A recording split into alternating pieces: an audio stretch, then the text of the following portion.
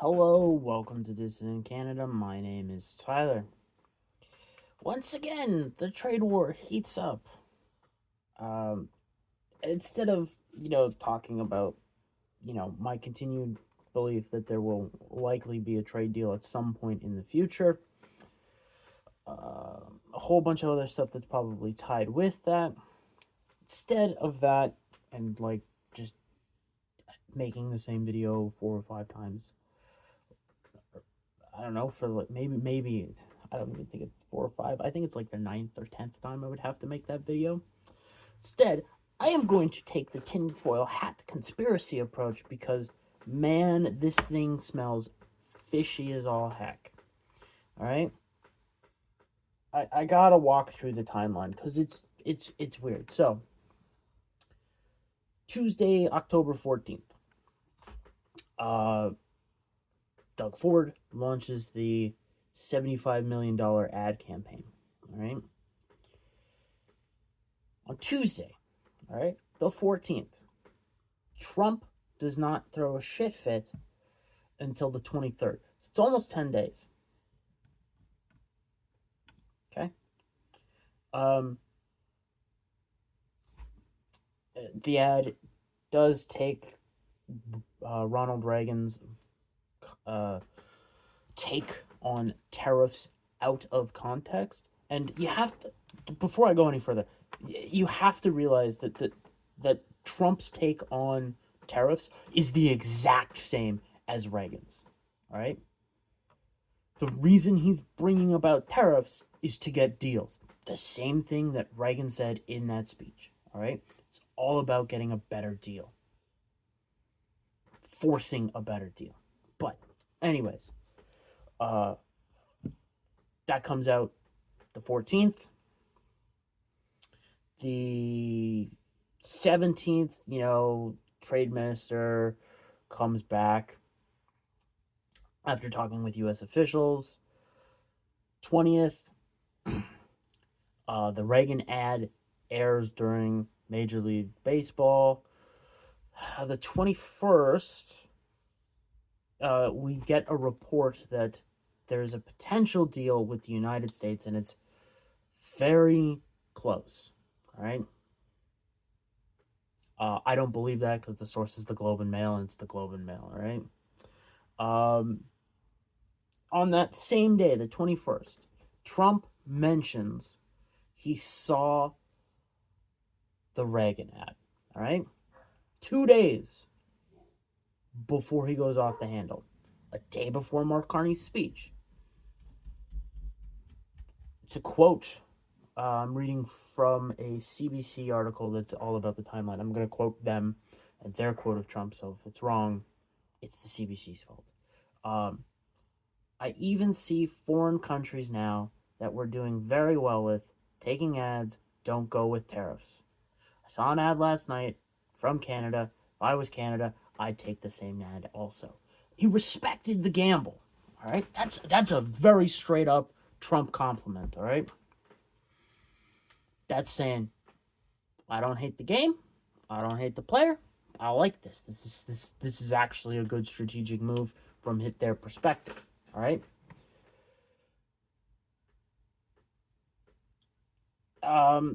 Yeah, they've got some other stuff here that doesn't really matter. All right. The 22nd, Mark Carney comes out at like 7 at night in Parliament or 8 o'clock and does his whole, what is it? His speech on the upcoming federal budget, in which case the entire Liberals apparatus is thinking this is going to cause the government to fail and we're going to go back to an election. The finance minister said it. All right. The moron pundits have now said it. Okay. That is still likely the case.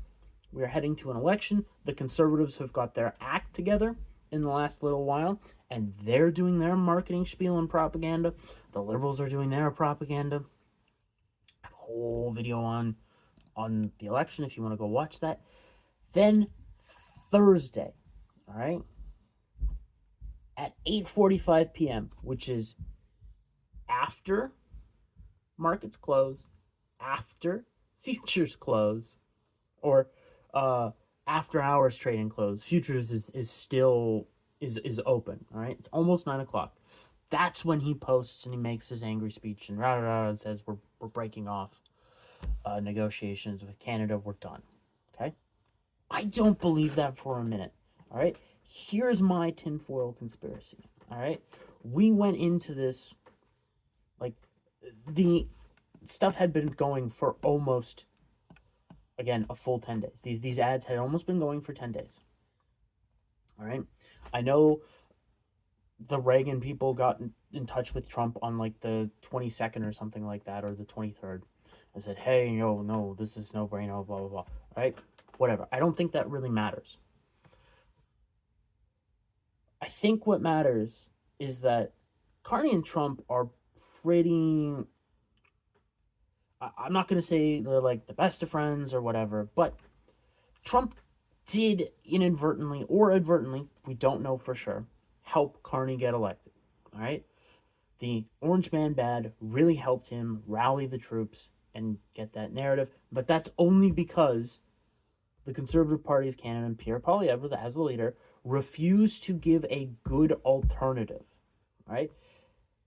As I said throughout that election, if the Conservatives won, it would be despite themselves. Right? It would be factors outside of their control, such as global macro economic factors going on. All right? No control over that. And they don't have control over Trump.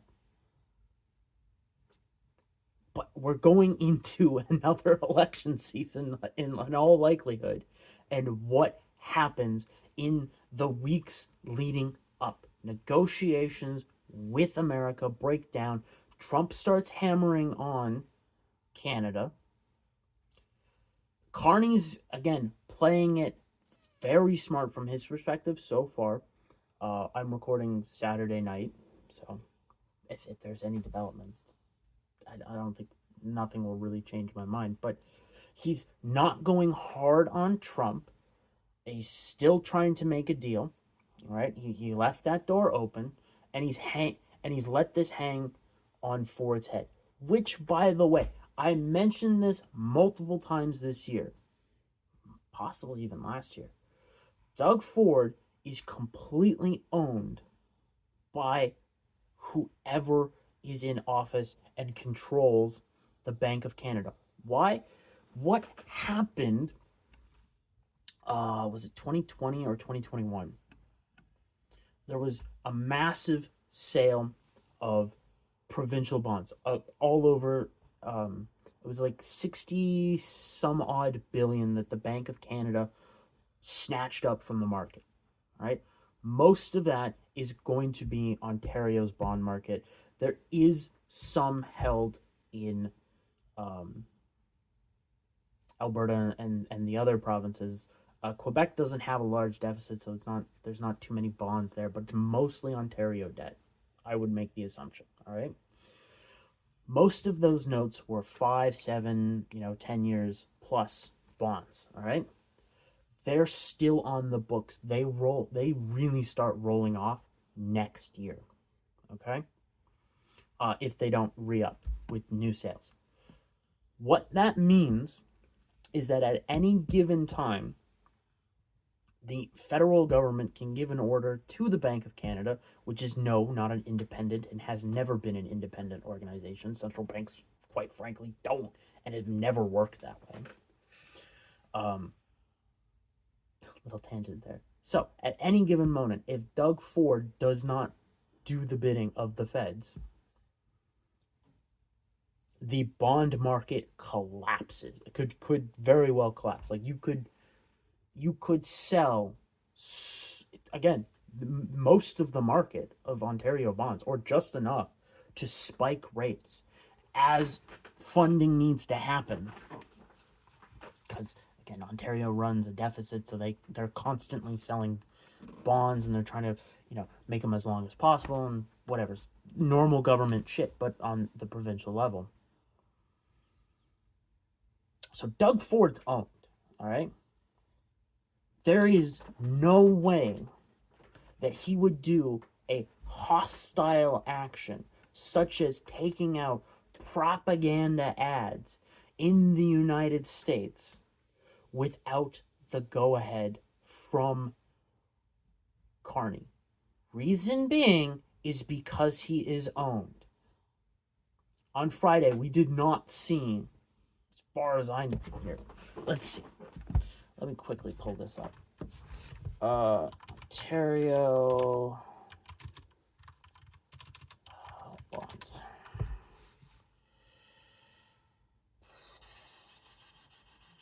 I just want to see the rates. There was a spike. Okay. No. Their rates are selected bond yields. Let's see, what does this say? Government. These are all Government of Canada bond yields. No. Yeah, I'm not seeing any spike in Ontario bonds.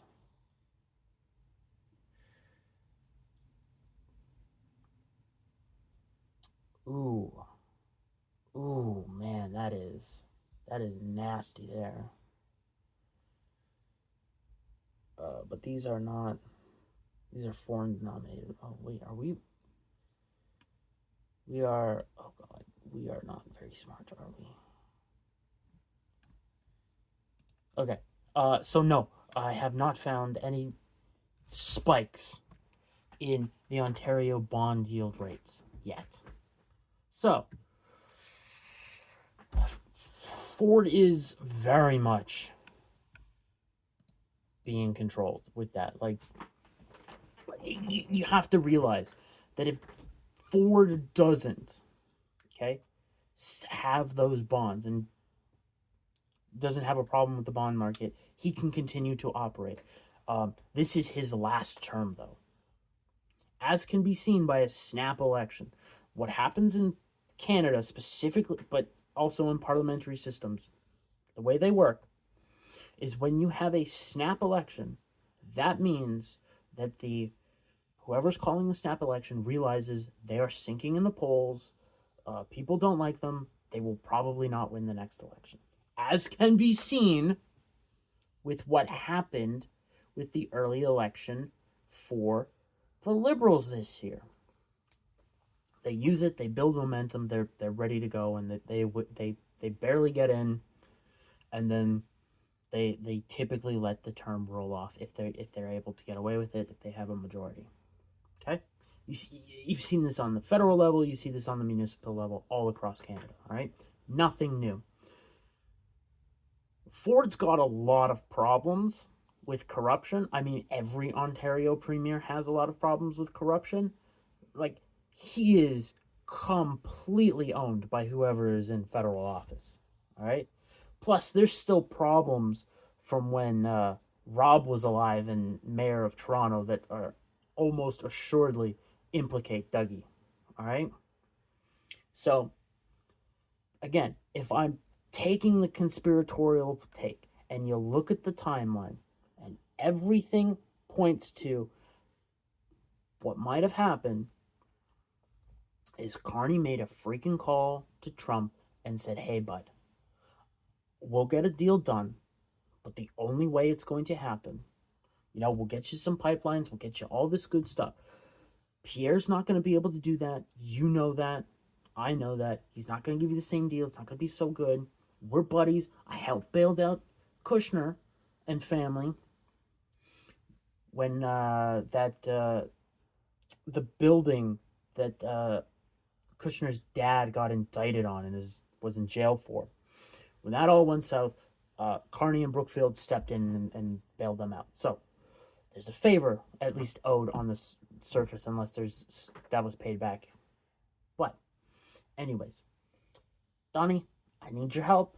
We need to orchestrate a breakdown in our negotiations so that I can get reelected. This budget's going to sink me. I need to get in. All right, we've got the deal hammered out already. We'll get you your pipelines. We'll get you your critical minerals. We'll get you all this great stuff. But I need you to allow me to create another narrative of Orange Man bad so I can get back in and we can settle this. Like, if I'm taking the conspiracies that's going around instead of, Doug Ford just being a jackass, which he is. He's also a dumbass. And he could have gone, again, off on his own, but the Bank of Canada should have immediately got a phone call to be like, all right, you're dumping Ontario bonds. Just roll them off now. Sell them. Spike bond prices. Or yields, which prices go down, but it costs more to service the debt, so it goes crazy. So, like, that's my take on this, because it just flows better as a story. And if anything we've learned over the last 5 years is that the story that flows better is typically closer to the truth because they have freaking script writers.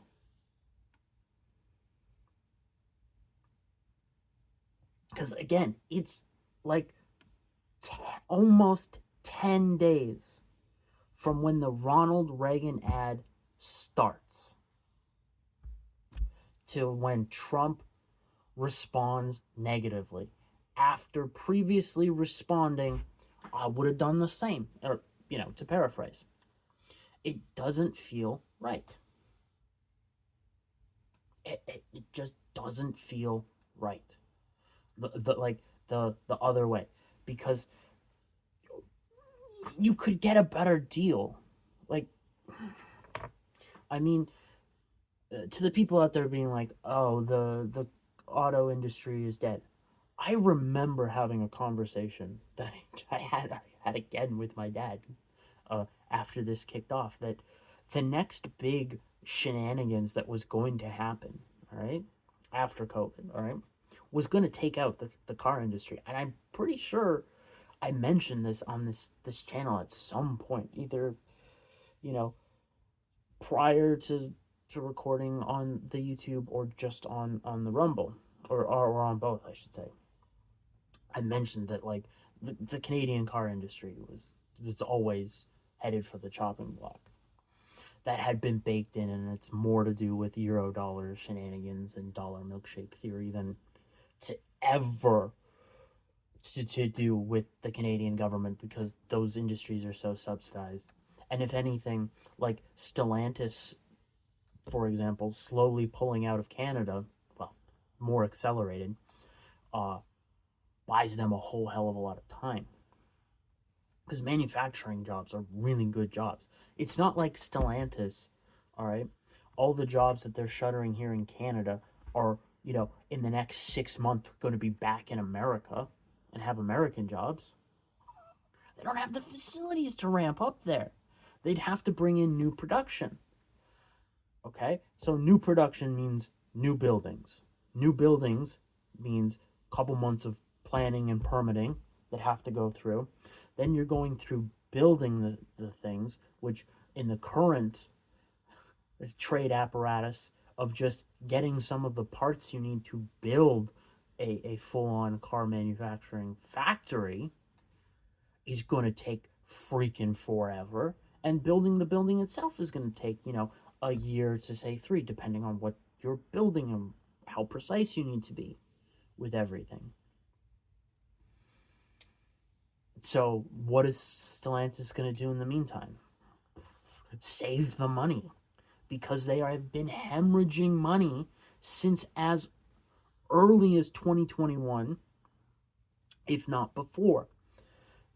Remember, there was a massive chip shortage that created a massive backlog of vehicles that are still just getting out on the roads, or in the last few years getting out into the dealerships.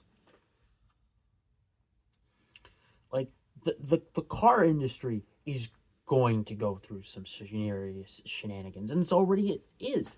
You have like 5 subprime auto loan lenders in the United States in the last month that are in now bankruptcy.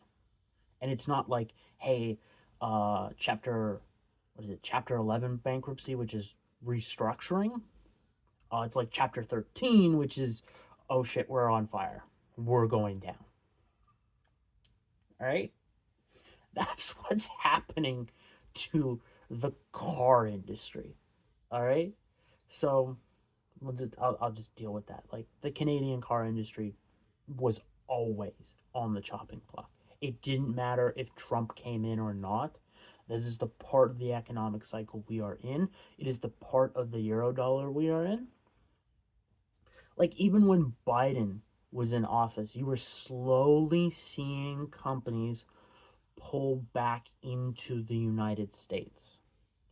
It wasn't because of, you know, Biden being Biden and cutting, China and specifically Russia off. Nothing to do with that.